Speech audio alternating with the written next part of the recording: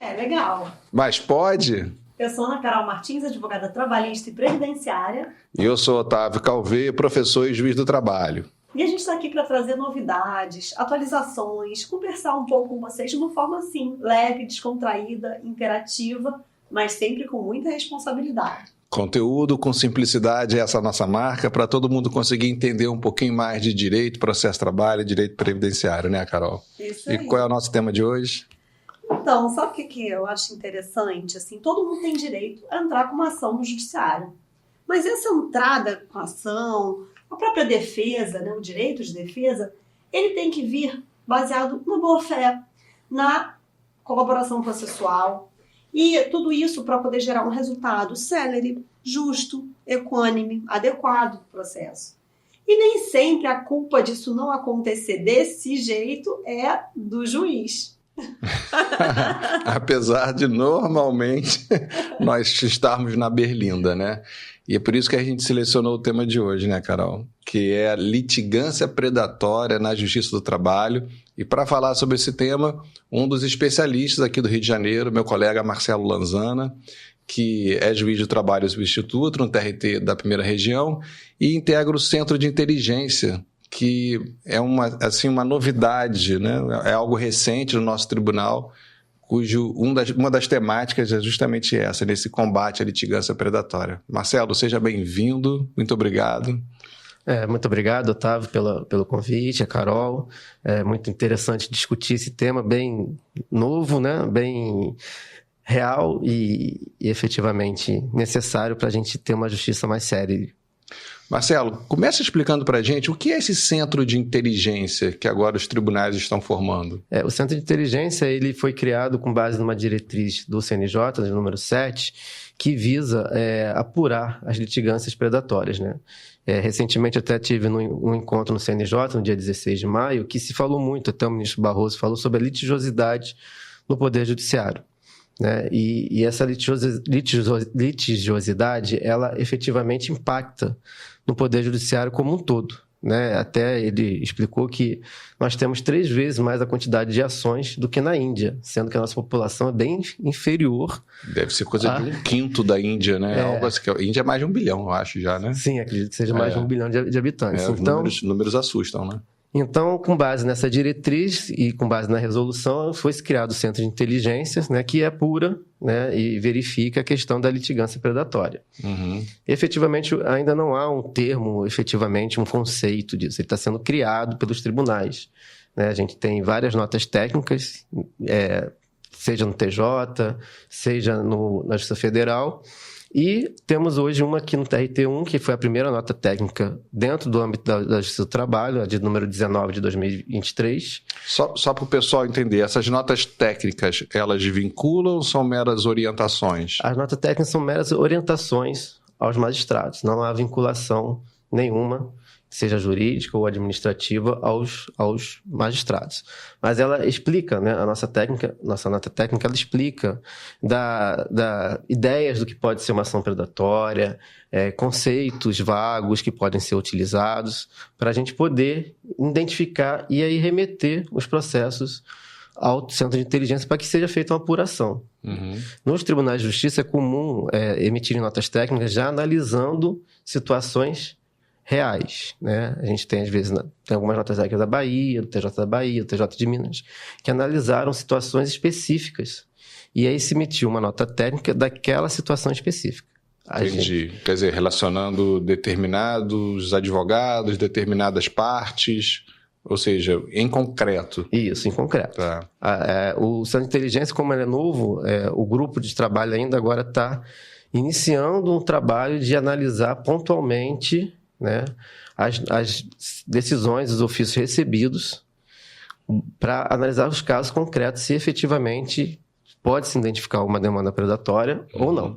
E é grande esse grupo de trabalho? É formado por magistrados, servidores, imagino eu? Esse grupo de trabalho atualmente só formado por magistrados, são, salvo engano, 7 magistrados, um de cada circunscrição, Dentro do TRT, né, nós temos 6 circunscrições, cada um de uma circunscrição, e um coordenador, que é o Dr. Fabiano Luzes.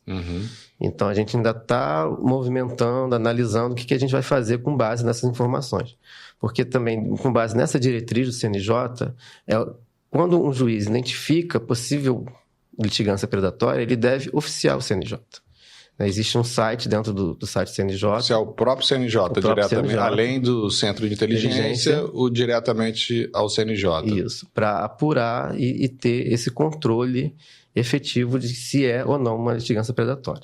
E o que acontece quando você constata que é uma litigância predatória? Mas antes disso, Carol, eu tenho uma dúvida enorme, assim, porque, assim, qual é o primeiro passo para se configurar, né? Assim, o que é o primeiro elemento que chama atenção, assim, olha, pode ser litigância predatória? É baseado nas notas técnicas que nós temos no país inteiro, basicamente, o que a gente identifica como uma litigância predatória.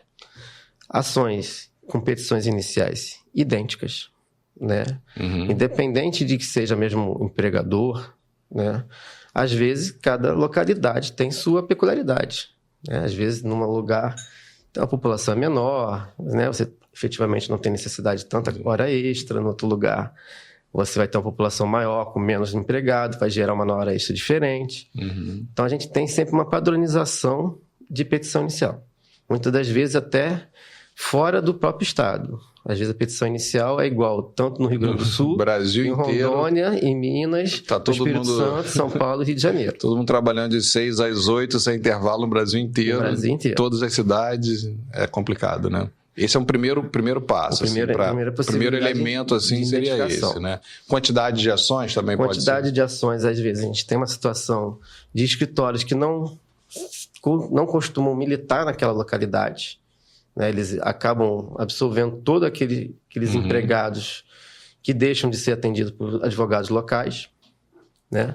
Procurações, muitas vezes, genéricas.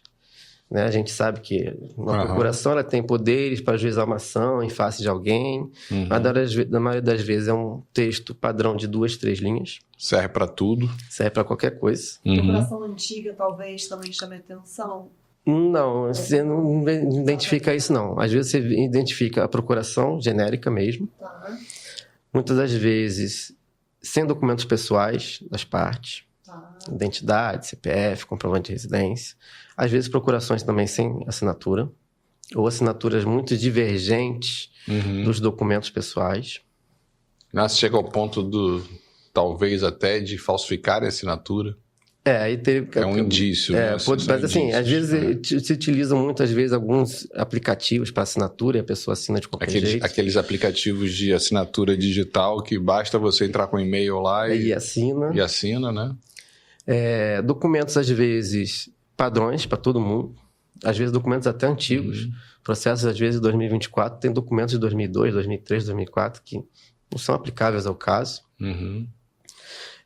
Basicamente, seria isso. Né? E a gente começa também a ter outras situações, seriam testemunhas que começam, que eu chamo como testemunha carrossel, né? Que vai rodando entre elas.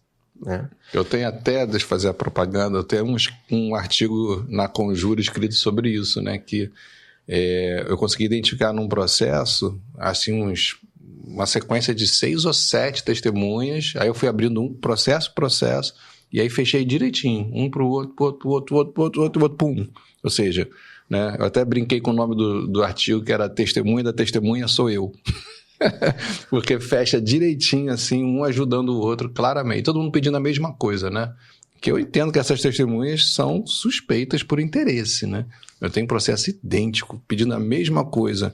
Vou depor para o meu colega para ele ganhar, para eu poder ganhar também. Para mim é meio que óbvio a suspeição, né? Mas, por incrível que pareça, eu sou minoritário. Não tem... Em alguns processos até usei seu artigo. É mesmo? Legal. Eu já usei esse artigo. Eu fui até estudar a súmula, efetivamente. E Eu cheguei no Centro de Inteligência. Para quem me acusa.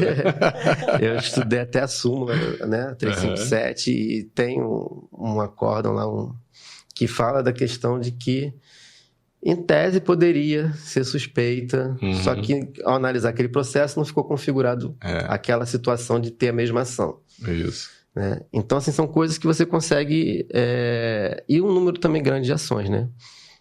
Não é porque se fala muito que, porque a empresa efetivamente às vezes está errada, mas a gente também tem que pensar o seguinte, a demanda predatória, ela não parte só por parte do reclamante. Uhum. Muitas das vezes ela parte também das empresas, né? Que a gente sabe que às vezes tem empresas que efetivamente querem o poder judiciário para reduzir o seu custo, né, de trabalho, né, de tudo, né, de pagar imposto e tudo mais, que é mais barato, e às vezes também força o empregado para dar uma tranquilidade para a gestão dela. Ou seja, ao invés de pagar direitinho, usa o judiciário para fazer acordo, pagar menos, parcelado, sem juros, custas dispensadas, que está difícil para todo mundo, né? Isso. Então a gente... o termo fala litigância predatória e fica naquela ideia só o autor que está litigando. Então, pelos estudos que se tem, a gente teria 3 nuances, né? O reclamante que efetivamente ele se conlui com outros para tentar obter alguma coisa que não é vantajoso, porque não é correto para ele. As empresas que utilizam no Poder Judiciário também para ratificar irregularidade deles. E às vezes até os próprios advogados, né, que utilizam-se sabendo do conhecimento, às vezes da própria empresa, da forma de gestão da empresa, alguma coisa que ele sabe que efetivamente não vai ter como ser defendido, criar aquela situação, né? Então a gente tem essas 3 nuances. Já teve alguma apuração assim, tipo, tirando a litigância predatória, qual o percentual que isso representaria, assim, quantos % das ações? É difícil de imaginar isso, né? É difícil porque a gente pega casos pontuais, né? Então, assim, depende de uma análise concreta de cada situação daquela para verificar, fazer um levantamento estatístico, tipo, um escritório ajuizou tantas ações em face da empresa A. Quantas ações efetivamente tem contra essa empresa? Quantas são dele, efetivamente? Não dá, né, para dar um panorama geral, assim, é difícil, né? É complicado. Deixa eu perguntar uma coisa, assim, para mim, algo que identifica a litigância predatória, que pode, né, ser um indício, são os pedidos de matéria fática feitos de forma abstrata. Explico. Por exemplo, sofri assédio porque era humilhado, né, pelos superiores hierárquicos. Assim, bom, isso não é fato para mim, né? Isso é uma narrativa de um sentimento, porque fato sofri assédio porque fui xingado, o palavrão era esse, quem me xingou foi fulano, que eu trabalhava comigo em tal local, né? Então, por exemplo, eu sempre mando emendar, falar, quem é o agressor? O que aconteceu, né? Porque senão você não tem nem como instruir, é assim que eu vejo, né? E eu acho que a litigância predatória, pelo que eu estou analisando, eles usam desse expediente, sabe? E alegam questões fáticas, mas sempre assim de uma forma meio que abstrata que serve para todo mundo. Sim, a gente hoje em dia tem muita questão da equiparação, né? Em alguns processos específicos que pede equiparação salarial com 6 empregados.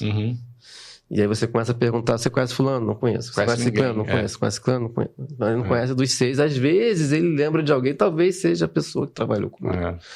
Então, são narrativas criadas que vão se perpetuando no tempo, né?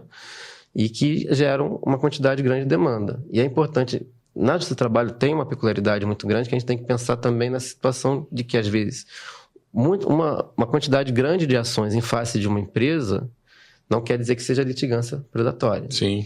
Né? A gente, por exemplo, tem muita questão das OS aqui no estado, terceirizados da Petrobras, que muitas vezes acaba um contrato, 600 empregados são dispensados, não recebem verbas rescisórias, e de repente um escritório pode pegar 200 ações dessa, ajuizar pedindo as verbas rescisórias. Isso não pode ser considerado como uma litigância predatória.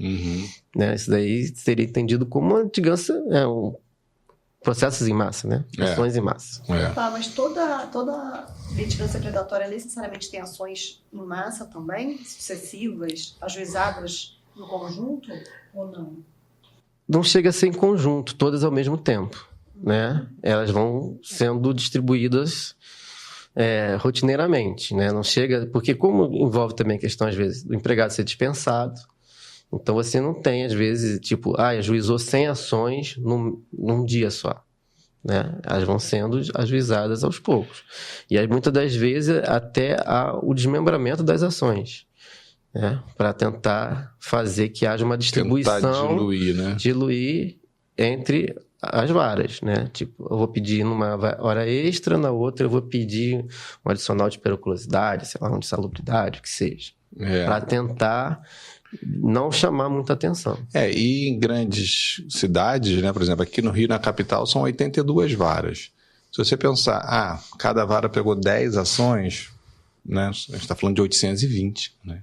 É um número assombroso em termos, né, de quantidade de ações, né? E aí é só um indício, né? A gente não pode adotar isso como um parâmetro de litigância predatória, mas acaba ficando fácil de você camuflar, né? Hoje, assim, eu acho que quem você acha que deve cuidar disso em primeiro lugar? O juiz tem que ficar ali olhando isso ou a parte contrária que deve denunciar? Como é que você vê que isso deva acontecer? Eu acho que, assim, o maior interessado é a parte contrária, né? Independente de qual lado seja. Se ela está identificando que está recebendo muitas ações que são fora de uma realidade, né? Ela deve denunciar, né? Seja em defesa e seja até oficiando do próprio tribunal. Pois, assim, que nem você falou, e como a gente já conversou, eu, como não tenho lugar fixo, às vezes acontece de pegar uns processos que você vê que são idênticos, mas foram distribuídos na capital e aí a empresa conseguiu alegar exceção de competência e foi parar lá no interior. Entendeu? Então ele pulverizou as ações dentro da capital para não chamar atenção, porque se ele de repente entrar se botar tudo na uma mesma, comarca que tem duas ou uma vara só, aquilo rapidamente aparece. Rapidamente aparece. Mas pode falar, desculpa. Não, eu ia falar que a gente não contava com o Marcelo, que fica rodando, caçando litigância predatória no estado inteiro.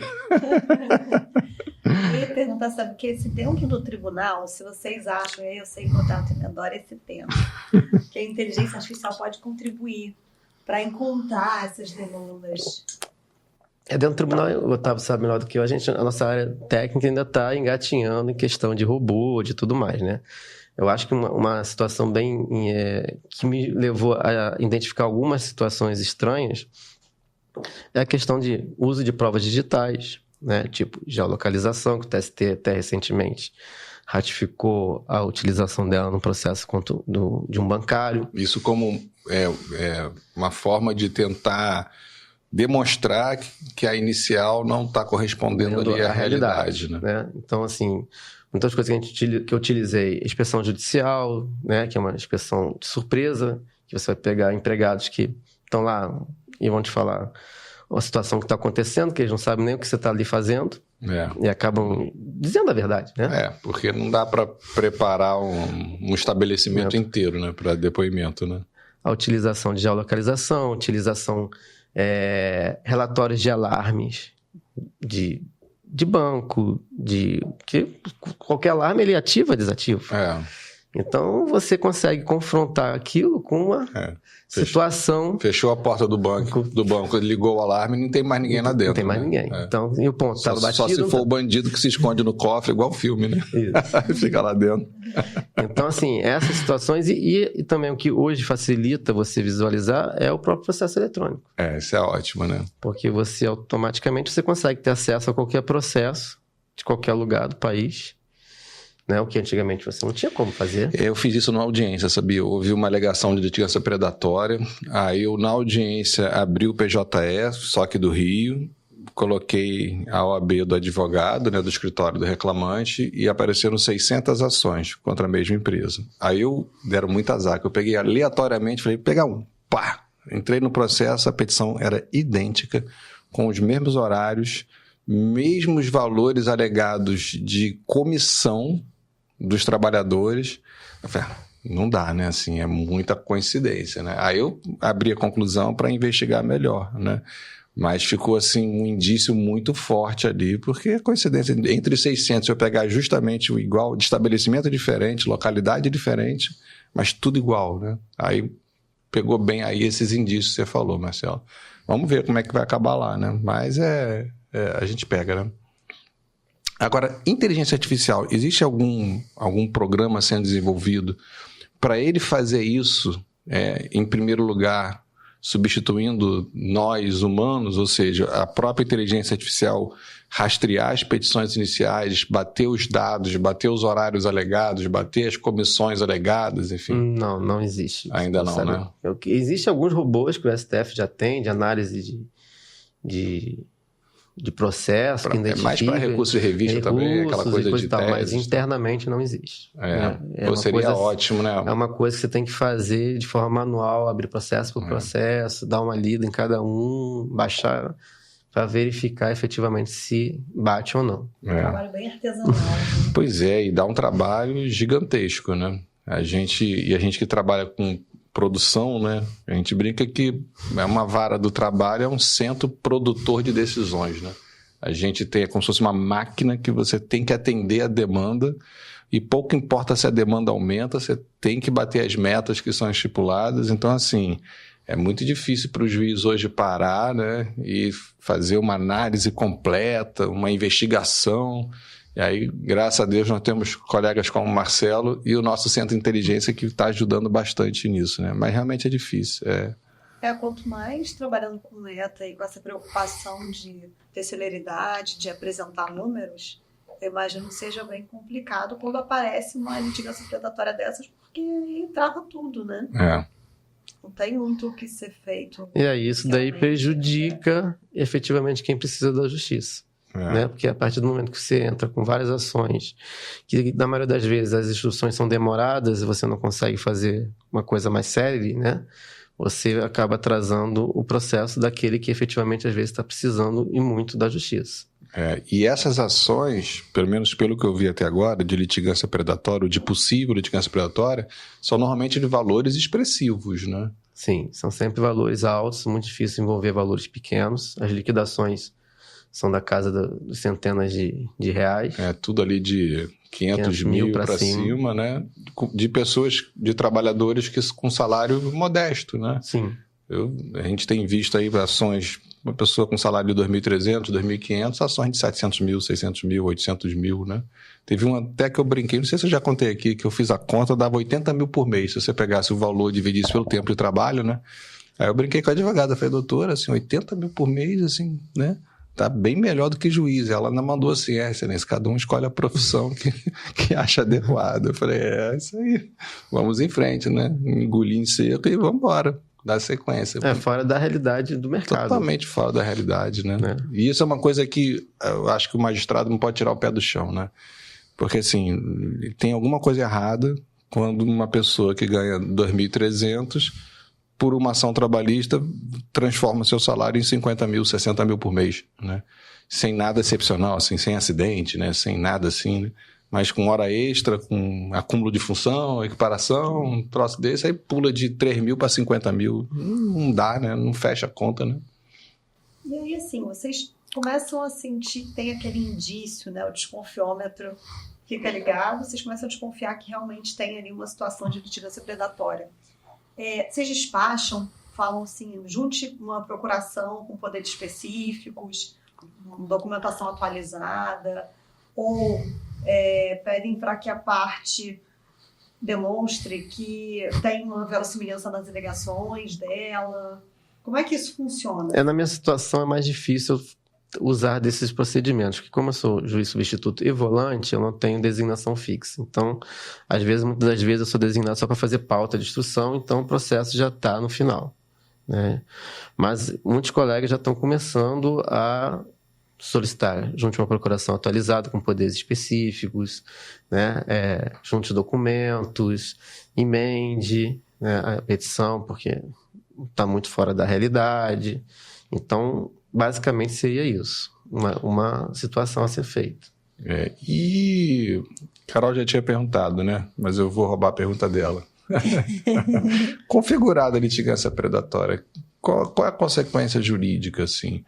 Por exemplo, assim, antes disso até, pode acontecer da litigância predatória estar acontecendo sem a participação do reclamante, nos casos em que a litigância está sendo feita pela parte autora, ou seja, o reclamante está sendo usado ali por um escritório de má-fé?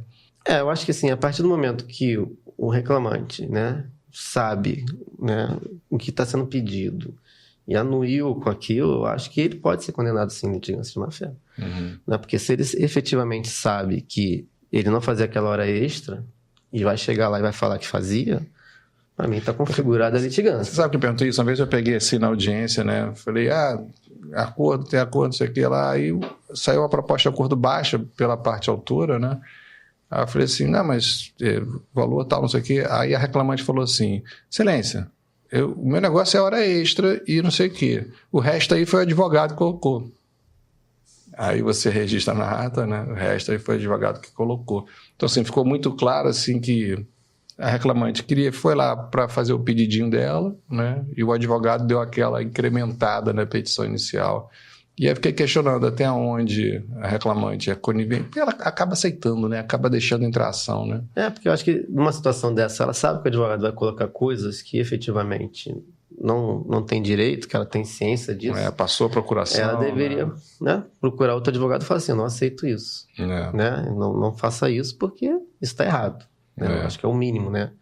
Que a gente espera na sociedade. Né? É bem complicado, né? E como advogada, eu sempre pego também um documento declarando que todas aquelas informações estão certas, eu envio a parte fática sempre para a parte, para perguntar, é isso mesmo? Você confirma que tudo que está ali foi você que me falou em reunião?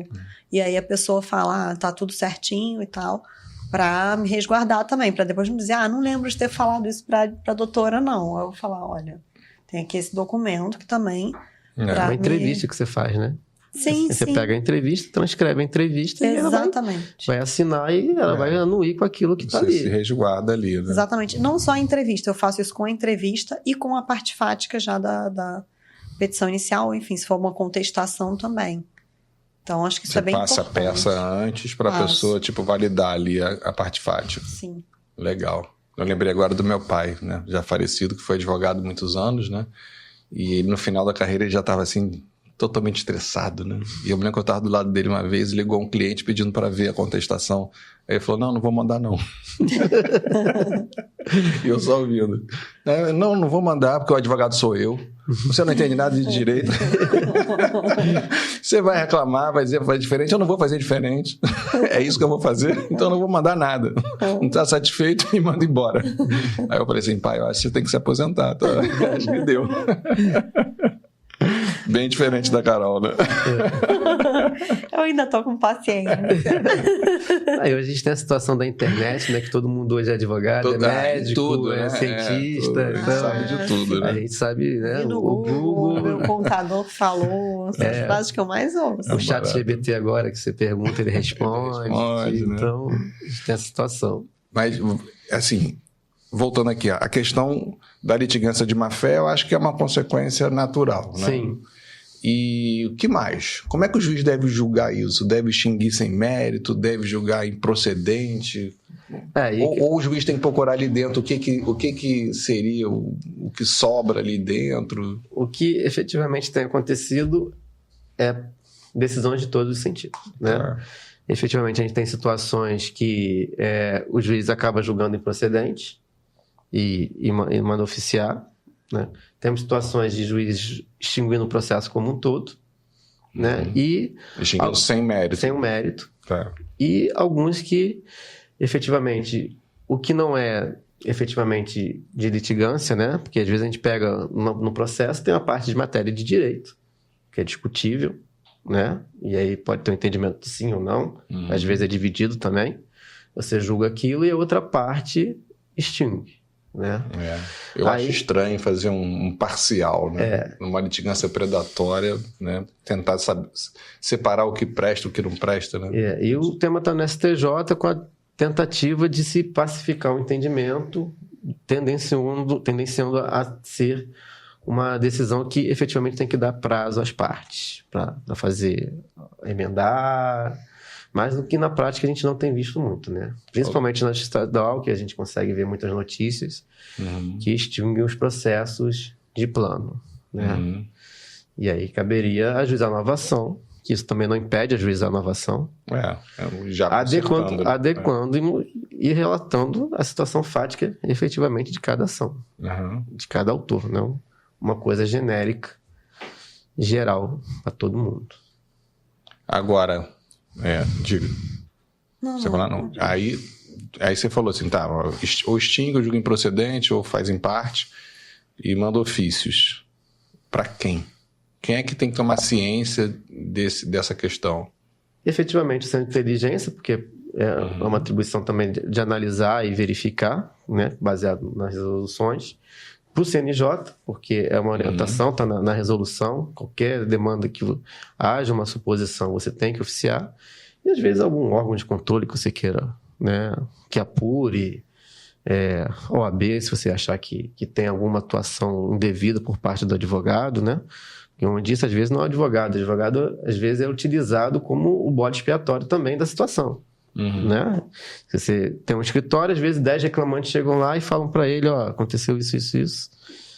E às vezes ele vai entrar com a ação acreditando naqueles 10 clientes que ele recebeu. Né? Então ele também às vezes é um bode expiatório da situação. Né? E às vezes a coisa não era assim, né? Depois, durante o processo, vai verificar que não era. Então, e às vezes, órgãos de controle e por aí vai. Sabe o que eu estava pensando aqui? Existe essa necessidade de conceituar a litigância predatória e procurar realmente sanções específicas? Ou basta o que já está no CPC, né, sobre litigância de má-fé? É como no direito tudo quer se conceituar, né? Então, como é um instituto novo, né, quer se criar uma conceituação que facilite, né? Isso que eu ia falar, eu acho que facilita, né? Identificar o fenômeno, né? Quando você cria ali alguns parâmetros. Mas a rigor, eu concordo contigo. Eu acho que está dentro do CPC, né? O CPC já fala de boa-fé, né? Você tem que litigar de boa-fé, né? Eles são muito similares, né? A litigância predatória como a litigância de má-fé, porque efetivamente está se deturpando, né? Criando situações que não existem, né? Tentando se lucupletar. Alterando a verdade dos fatos. Né? São figuras jurídicas que a gente acaba usando muitas palavras, né? Então, assim, tem assédio processual, litigância predatória, litigância de má-fé, mas tudo acaba sendo praticamente... Tá tudo na raiz do que falta muito no nosso país, né? Que é ética. Né? Porque se a gente tivesse ética no uso de tudo, né? A gente não teria esses problemas todos aí para enfrentar, né? Infelizmente, né? Sim. E Marcelo tá quantos anos na magistratura? Eu vou fazer 8 anos na magistratura. Já é um tempinho bom, né? Já. Eu que estou há 27, eu já cheguei à conclusão que a ética que eu espero é que quando pegar que você está errado, você só assuma. Só isso. Eu não espero mais do que isso. A gente vai ficando meio descrente, né, com o tempo, né? Porque, assim, não para. São 27 anos vendo mentiras. Claro, estou generalizando e a gente sempre peca, né? Quando generaliza, tem muito processo que você vê que é escorreito, direitinho, né? Mas a quantidade ainda de desvios assusta, né? Sim, é uma quantidade bem grande. Que não muda nem com a modernidade, né? Pois é. Tem situações, né, de empregos que mudaram, né? Que a informática, tudo facilitou a vida do empregado, que reduziu a quantidade de serviço dele, mas continua, né, paulatinamente a mesma coisa. Sai ano, entra ano, igual. Não esquecendo que a gente também tem o descumprimento da legislação trabalhista. Isso também existe, né? Porque assim, a gente não pode... A gente tem que tomar muito cuidado, né? Porque uma vez eu tomei uma invertida numa palestra, que você vai falando essas coisas do judiciário, das nossas mazelas, né? E aí uma das pessoas que participava falou assim, foi tirar uma dúvida no final, falou assim, olha, ainda bem que juiz não pode fazer lei. Aí eu falei, por quê? Porque vocês só estão acostumados a ver o que dá errado. O que dá certo não passa na sua mão. Aí eu olhei assim e falei, você tem razão. Né? É verdade. A gente vê o erro, a gente vê o litígio, a gente vê a discussão, a gente vê a mentira, a gente vê isso que a gente vê, né? Então a nossa amostra é muito viciada, né? Então a gente tem que botar sempre essa ressalva. Então, hoje em dia eu sempre coloco essa ressalva, sabe? Da minha visão, né? Dos problemas, porque a gente trabalha com uma amostra viciada, né? Agora, uma dúvida, Marcelo. A parte criminal, esse tipo de litigância pode ser enquadrado em algum tipo penal? Já há algum precedente nesse sentido? Eu sempre oficio o Ministério Público, né? Seja federal, seja estadual, para apurar, né? O que seja, né? A gente teve uma decisão, uma notícia recente que na Bahia teve uma atuação do Ministério Público em face de um escritório por suposta litigância predatória. Então, assim, efetivamente, eu vejo que talvez seja algum crime, né? Mas caberia ele apurar efetivamente o que está sendo feito. Porque às vezes na justiça estadual que a gente lê muito notícias e informações pega pessoas falecidas, né? Falsifica documentos, né? Na nossa área isso é mais difícil acontecer, pelo menos eu nunca presenciei. Porque tem que ir lá na audiência. Tem que ir presencialmente na audiência. E, que nem você falou, efetivamente, a questão da litigância não é que hoje, de 100% dos processos, 90% são. Não é isso. Não. É uma quantidade bem ínfima. Você tem um percentual, assim, uma ideia? Não teria como você mensurar. Mas, assim, a gente não vai citar nomes, é claro, mas, assim, eu lembro, assim, de uns 4 ou 5 possíveis casos, assim, né, que são recorrentes e que todos os colegas comentam, isso aqui tá estranho, isso aqui tá estranho. Nada comprovado, né? Mas acho que sim, né? Uns 4 ou 5 casos, assim, que são recorrentes, sabe? Que representam uma quantidade razoável por conta da quantidade de ações que são ajuizadas, né? Mas se você botar isso em termos de, né, percentual, se eu fosse chutar, eu botaria uns 10% no máximo, né? Acho que nem isso. Acho que nem isso, né? Nem isso chegaria, entendeu? Só que são ações que incham porque são ações pesadas, de valores altos, né? Tomam muito tempo. Aí, processos volumosos. Isso. Aí o processo vai para o tribunal, aí volta anulado, aí tem que ouvir mais gente, aí não sei o que, vai de novo, né? São processos que são trabalhosos, são processos sempre complexos, né? Então acho que talvez por isso a gente sinta mais peso, né? Sim. Eu confesso, quando eu pego um processo desse, já me dá dor no estômago, pra ser muito sincero. Eu já tô numa fase assim na carreira, sabe? Que você vê assim, não acredito isso aqui de novo. Não aguento, eu tô há 27 anos fazendo isso. Estou há 27 anos jogando essa mesma coisa e não muda, né? Tem uma empresa em específico, né, Ações contra uma empresa, que é o mesmo horário de trabalho há 27 anos, de todo mundo que entra com ação, né? E aí você faz aquela cara de paisagem assim, né? Vamos ouvir testemunha e tal. Então, assim, é muito legal saber que a gente está chegando numa fase em que isso pelo menos está sendo debatido, né? Sim. Né? Tem que ser debatido. O que vai ser efetivamente comprovado ou não são outras coisas, mas aqui efetivamente não dá para passar mais né, fingir que não acontece, né? Porque as coisas se sobressaem, né? Com a modernidade, com todas as outras, como eu falei, das provas digitais, outras situações que você pode identificar que aquilo ali não é real, né? Não é real. Pode até efetivamente ter irregularidade da empresa, é óbvio, mas de repente ele não fazia 12 horas extras, ele poderia fazer 10. Você sabe, né? Que muitas vezes eu tenho essa sensação, o cara pede 12, 14 horas, né? E na verdade você vê assim que não era aquilo, tinha uma horinha extra lá, mas não era aquilo tudo, né? E aí você fica aquela coisa, eu tenho um colega que fala que não existe meia verdade, né? Ou é verdade que fez 14 horas, ou não é verdade, porque a causa de pedir é essa, né? Sim. Então ele julga improcedente porque não tem meia verdade. Não tem assim, fazia 14, provou 9, ganhar 9. Não, você disse que fazia 14. Se você não fazia 14, a causa de pedir não foi provada e julga improcedente. E a procedência parcial, gente? Pois é, porque ele acha que o fato que foi alegado não foi comprovado, né? Ele entende que a causa de pedir é outra, né? É o entendimento dele. Ele brinca que é a teoria da meia-verdade. Complicado, né? Com ele eu já não sei se eu concordo. E esse centro de inteligência, ele serve basicamente para averiguar a existência dessas ações, ou quais são as outras atribuições? O que vocês estão o centro de inteligência, ele tem outras ramificações de outras situações também, mas o grupo nosso específico é em relação à demanda predatória, né? Litigância predatória. A gente teve a nota técnica que está no site do TRT do Rio, quem quiser acessar é só lá procurar, no institucional, comissões, ela está lá em PDF, são 28 páginas mais ou menos. E agora o grupo é para efetivamente enfrentar as situações específicas, né? Por ser um tema novo, a gente fez uma nota técnica geral, né? Base de ideias, pegando situações de outras justiças, que estão muito mais à frente do que nós, né? Esse tema dentro desse trabalho é um tema muito novo e até um pouco, digamos assim, complexo, né? Porque aqueles que dizem que isso seria uma violação ao acesso à justiça, mas também deveriam pensar que é uma violação, às vezes, até do direito de defesa.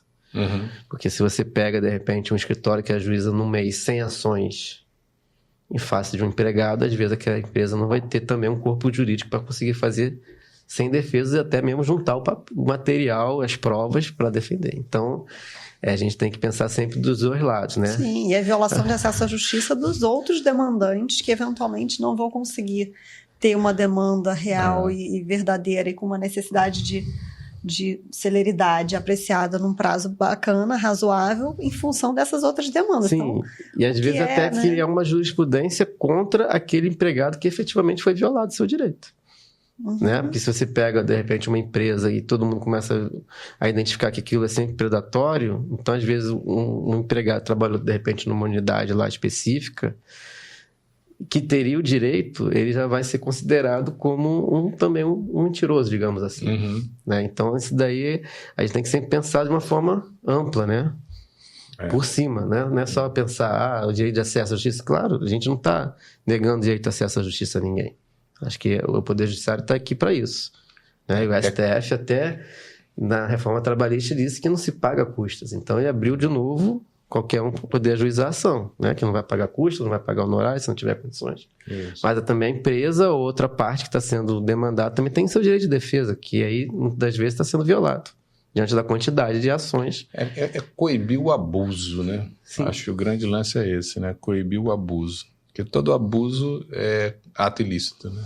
Então, assim, acho que essa é a medida, né? Sem punir o justo pelo pecador, que é aquela história, né? Aquela coisa lá em casa era assim, quando minha mãe dava bronca, eu já ficava assim, vou ficar quietinha, tá dando bronca na minha irmã, não vou me meter, porque bronca faz curva. É quase a mesma coisa, assim. Você tem que tomar cuidado para você também não sair punindo e gerando uma presunção de que tá todo mundo ali numa litigância predatória, em todos os casos que nem você acabou de falar muito bem, né? Que tem que haver essa preocupação para não gerar uma outra injustiça, né? E você sabe que outro dia eu estava conversando com um advogado, também não vou citar nomes, mas ele falou que ele está passando um problema sério, que assim, ele entra com a ação, né? E aí tem um outro escritório, segundo ele, que rastreia as ações dele, chama os reclamantes para entrar com outras ações além da dele, entendeu? Ele falou que está dando um maior problemão para ele quando chega para fazer a audiência dele, tem conexão, não sei o quê, porque tem outros processos distribuídos, aí tem juiz que junta os processos todos, mesmo com advogado diferente, tem juiz que não junta. Então ele falou assim que está sofrendo supostamente com uma situação dessas de outro escritório estar passando por cima dele, né? Segundo ele, num abuso aí de exercício do direito de ação. É complicado, né? É uma situação bem complicada. Ainda bem que agora a gente está cuidando disso, né? E se existe um grupo para isso, já me chama muita atenção, porque eu já imagino que esteja havendo um grande número de demandas com um objeto que é esse, né? De atrapalhar, de completamento ilícito, de enriquecimento sem causa, né? Agora, quando o juiz profere uma decisão dessas, né? Reconheço que a litigância predatória, eu imagino que ele tem que reunir todas as ações que estão na unidade jurisdicional que ele está comandando, né? E dar uma decisão para todos, né? Eu imagino que ele não dá para fazer isso pontualmente. Esse é litigância, esse não é litigância. A gente teve o caso de um colega, né? Que ele reuniu todas as ações da vara dele, criou um procedimento à parte, né, instaurou um procedimento à parte e acabou dando uma decisão única para todos, né? Que às vezes também como pulveriza, às vezes você pegar uma vara, às vezes vai ter 5, 6, 10, não vão ser uma quantidade muito grande, mas que você consegue identificar que todos são iguais. Certo. Aí deu uma decisão única, distinguindo todos eles. Todos eles. E aí, quando eu imagino que deva ter havido recurso, né? É um recurso contra o juiz. O juiz é o recorrido. Efetivamente, às vezes a gente tem algumas situações dependendo do escritório, que começam a entrar com exceções de suspeição em face do juiz. Já tivemos precedente aqui no Rio de acolher a exceção? De acolher a exceção de suspeição? Não, de acolher não. Mas de efetivamente você ficar às vezes até mal visto, porque às vezes eles pegam, você está numa vara e ele pega todos os processos que você tem, deles, né, da parte, e alega exceção por alegar. Entendi. Né?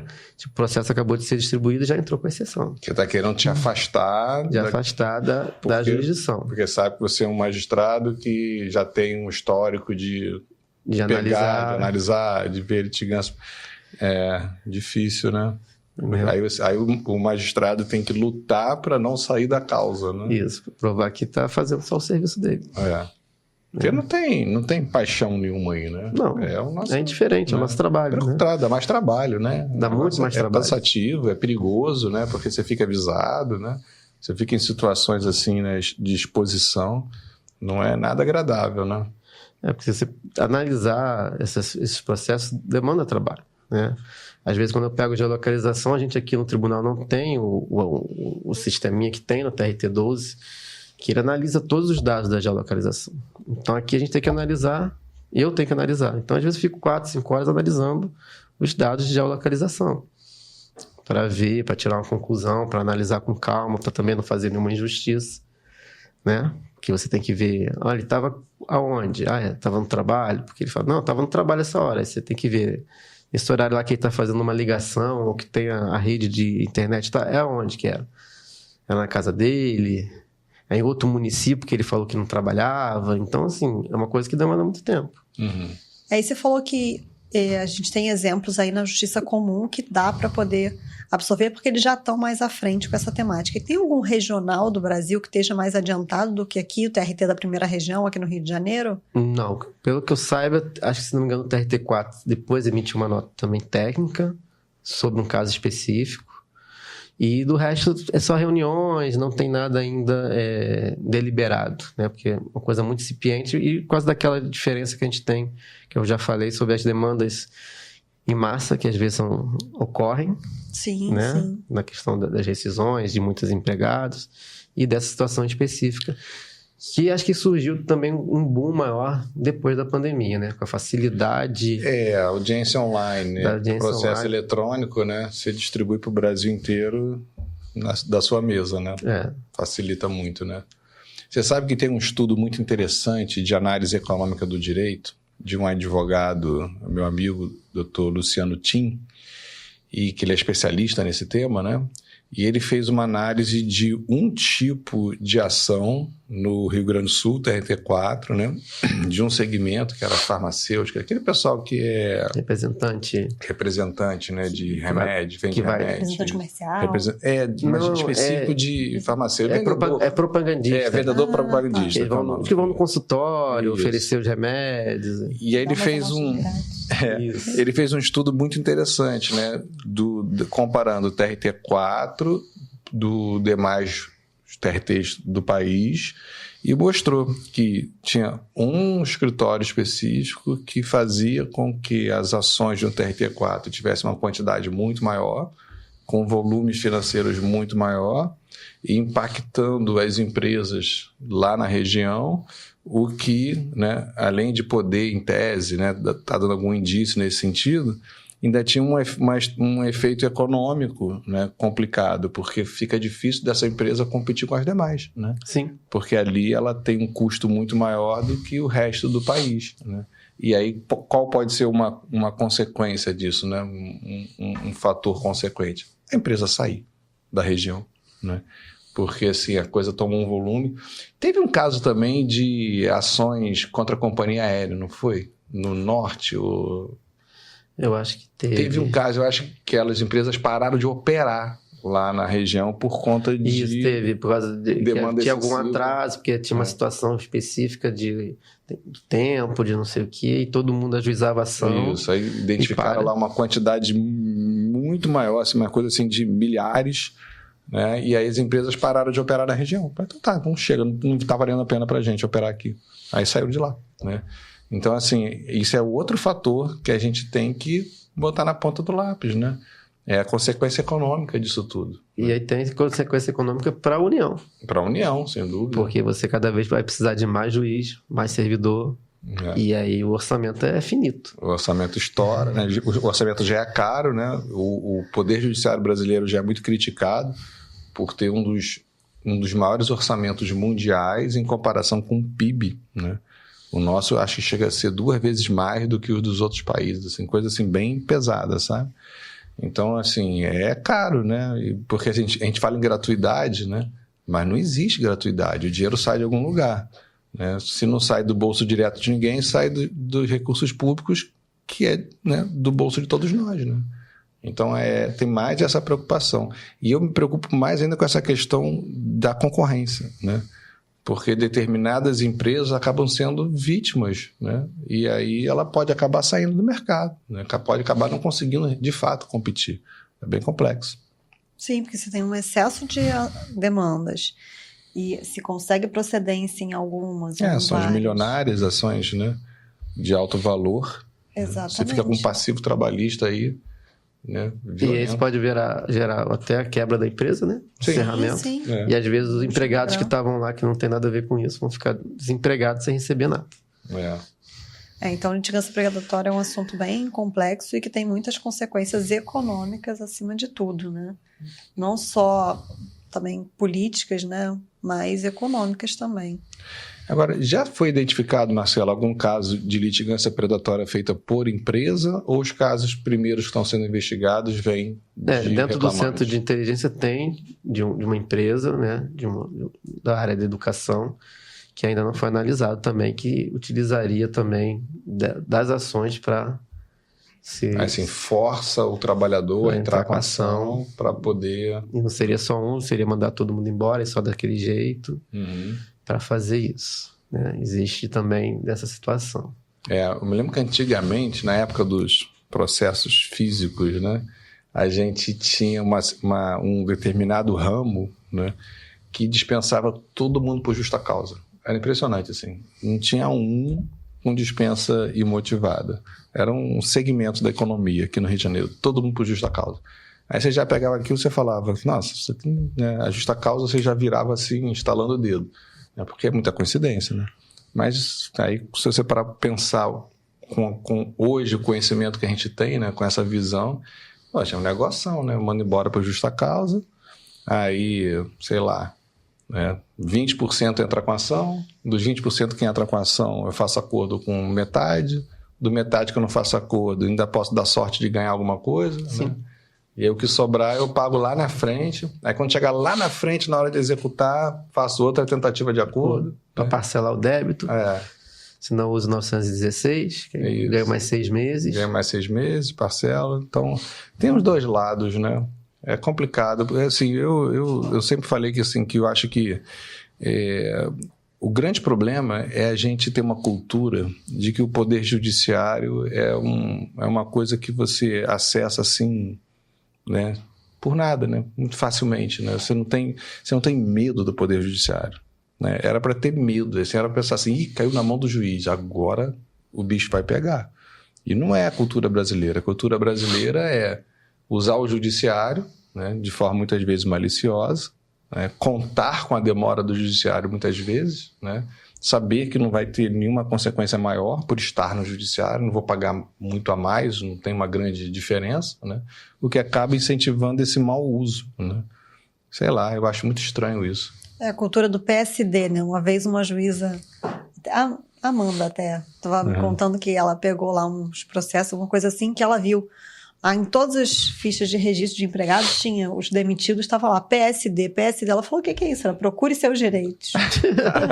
Esse foi pro PSD. Esse é o procure seus direitos, a gente manda embora por justa causa, manda embora de qualquer jeito. Não tem problema. E ele que procure seus direitos. Entra com a ação, tenta lá o acordo, já começa assim, né? É bem, bem complexo, né? Eu me lembro que teve uma história de um colega que foi fazer mestrado, acho que na Alemanha. Foi um país assim, né, que é referência, país de primeiro mundo. E aí o professor explicando lá, tal, não sei o que, e perguntaram para ele, perguntou, né, como é que era a execução de sentença, tal, como é que era o processo de execução. Na época ainda era separado, né, não tinha processo de crédito. E aí o pessoal, os colegas não entendiam, assim, mas como assim, tal, não sei o que. Aí ele explicou, não, que lá no Brasil o juiz dá a sentença, transita em julgado, e aí depois começa uma outra fase que é para cobrar a sentença se a parte não pagar. Aí o colega perguntou assim, mas pode não cumprir a sentença do juiz? É permitido? E aí caiu a ficha cultural, né? Porque aqui, de fato, a sentença não é para ser cumprida, né? É para você tentar enrolar o máximo até não ter mais jeito, né? Mas nisso as ferramentas estão ajudando bastante. Graças a Deus. Eu me animo muito com as ferramentas. Melhorou muito, né? Com essa descoberta. E a inteligência artificial vem ao encontro disso, né? Para ajudar ainda mais a encontrar esses devedores, a encontrar os bens deles. Acho que isso melhorou muito.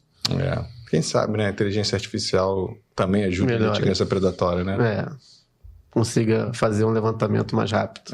Apontando assim essas questões, né? Cruzando dados no país todo, né? Para levantar, pelo menos dar um amarelo lá, né? Aí a gente olha com calma, né? Seria bom, né? Litigância predatória, então. Não pode. É legal? Não é legal e não pode. Marcelo, vamos ficando por aqui. Quer deixar uma última mensagem? Pessoal, não sei se você publica em rede social, como é que o pessoal te encontra? Eu queria agradecer novamente a vocês. Eu tenho meu Instagram, às vezes eu publico algumas coisas, prof_Marcelo_Lanzana. E, mais uma vez, muito obrigado. Obrigada, a gente que te agradece a participação, você trazer aí ter um pouco do seu tempo dedicado aqui ao nosso podcast. Volte sempre e boa sorte nesse trabalho bacana que você está fazendo, tá bom? Legal, Marcelo, sim, fico aqui dando meu testemunho como colega, assim, da importância do seu trabalho hoje para o Brasil, né? Especialmente para o TRT1, para a gente melhorar as coisas, né? Eu acho que o ânimo não é de caça às bruxas, né? O ânimo é da gente limpar a área, né, para cada vez ter uma jurisdição melhor. Então, parabéns aí pelo seu trabalho. Quem quiser nos encontrar nas redes sociais, gente, @elegalmaspod. Minhas redes pessoais, @OtávioCalv, com T mudo. Eu sou Ana Carol da S. Martins. Sigam a gente, curtam os vídeos, compartilhem e qualquer dúvida é só mandar. Obrigado, gente. Até a próxima.